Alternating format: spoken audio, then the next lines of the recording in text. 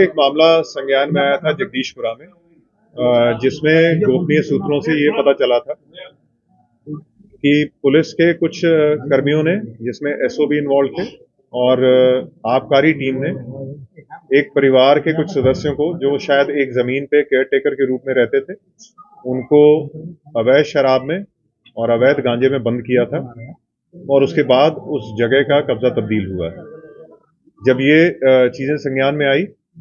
जो 3-4 दिन पहले संज्ञान में आई थी, हालांकि ये घटना अक्टूबर-नवंबर की है, तो डीसीपी सिटी ने एक रिपोर्ट दी थी जिसके बेसिस पे एसओ का और बाकी जो पुलिसकर्मी उसमें इन्वॉल्व थे उनके खिलाफ निलंबन की कार्रवाई की गई और उसके बाद उनकी विभागीय जांच एएसपी हरिपर्वत को दी गई और उसके साथ साथ ये पता किया गया कि इस पूरे प्रकरण में कौन वादियां हैं। वादिया को बुला के जो उन्होंने तहरीर दी, उस तहरीर के बेसिस पे कुछ पुलिसकर्मियों के खिलाफ और प्राइवेट लोगों के खिलाफ मुकदमा दायर किया गया और जो परिवार वहां पे रहता था, जिसको वहां से हटाया गया था, उस परिवार को पुनः वहां पे विस्थापित किया गया है और उसके अलावा जो भी उसमें लीगल प्रक्रिया करनी है, चाहे वो 145 सीआरपीसी की कार्रवाई हो, अगर आवश्यक होगी तो वो की जाएगी, अगर नहीं आवश्यक तो अन्यथा उस परिवार को वहां पे दोबारा से विस्थापित करवाया गया पुलिस के द्वारा। और जो भी इसमें पुलिसकर्मी इन्वॉल्व हैं या आबकारी विभाग के लोग इन्वॉल्व हैं, उनके खिलाफ विभागीय जांच करके उनकी जो भी उचित कार्रवाई, उनके खिलाफ सख्त से सख्त कार्रवाई है वो की जाएगी। और जो मुकदमा कायम हुआ और जो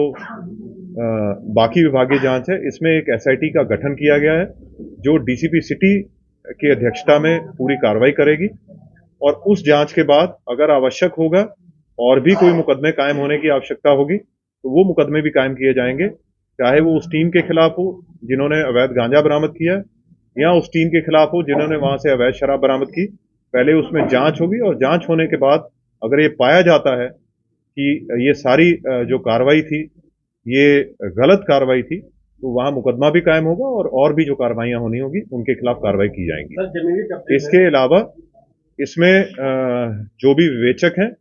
उनकी क्या रोल रहा, क्या भूमिका रही, उसकी भी जांच की जाएगी और अगर आवश्यक होगा तो उनके खिलाफ भी सख्ती से कार्रवाई की जाएगी। सर, जमीनी कब्जे में पुलिस भी इन्वॉल्व रही, आबकारी विभाग वाले मौजूद हुए, तो इसके पीछे मास्टरमाइंड कौन है? क्या ये माफिया ने पूरा? देखिए, ये